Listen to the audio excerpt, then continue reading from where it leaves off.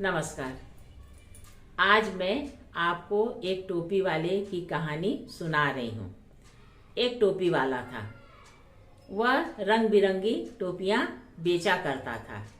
वह फेरी में चिल्लाता था, टोपी ले लो टोपी, रंग बिरंगी टोपी, हरी नीली पीली टोपी।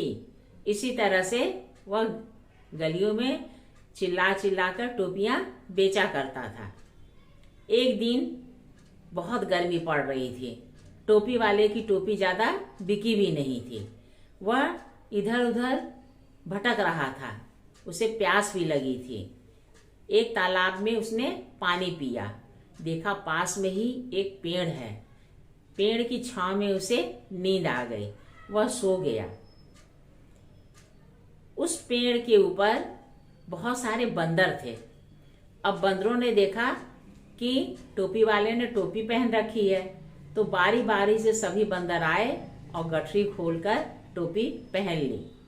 थोड़ी देर बाद टोपी वाला उठा तो देखा उसकी गठरी में टोपी ही नहीं है। वो बहुत परेशान हो गया। उसने इधर उधर निगाह दौड़ाई। जब निगाह दौड़ाई तो देखा कि पेड़ पे जितने भी बंदर हैं सबने टोपी पहन रखी है।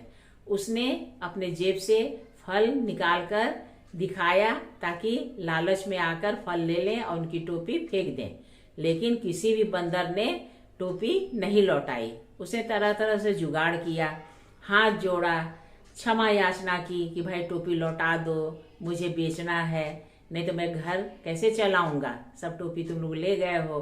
किसी भी तरह जब बात नहीं बनी तो उसके दिमाग में एक विचार कौंधा।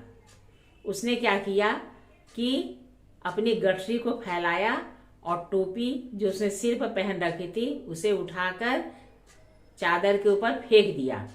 अब बंदर तो नकलची होते ही हैं। बंदर भी पेड़ से उतरे और उन्होंने धड़ाधड़ अपनी अपनी टोपियां उसी चादर पर फेंक दी।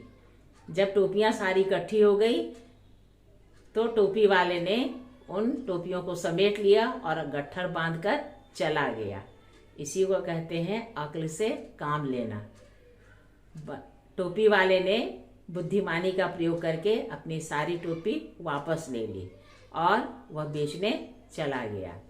कहिए यह कहानी आपको कैसी लगी? अगर अच्छी लगी हो कृपया लाइक और सब्सक्राइब कीजिएगा।